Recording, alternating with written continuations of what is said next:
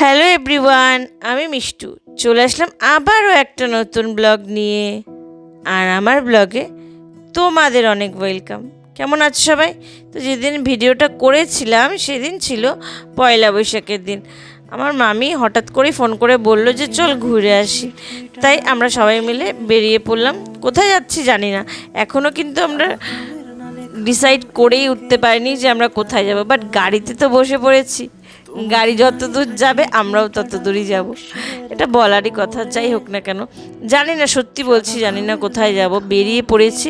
তোমরা সাথে থাকো আর দেখতে থাকো, আশা করি আজকের ব্লগটাও তোমাদের খুব ভালো লাগবে। তো চারিদিকে এত সুন্দর ছিল পরিবেশটা, কি বলবো, রোদও ছিল না আর বৃষ্টিও ছিল না।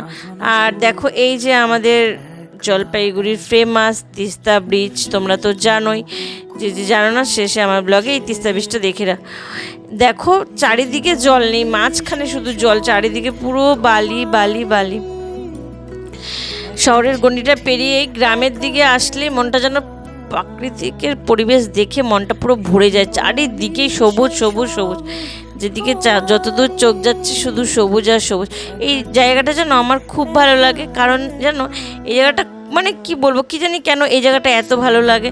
তো ভিডিওটা কেমন লাগলো অবশ্যই কমেন্টসে জানাবে। নেক্সট ব্লগে আবার দেখাবে, ততক্ষণের জন্য টাটা।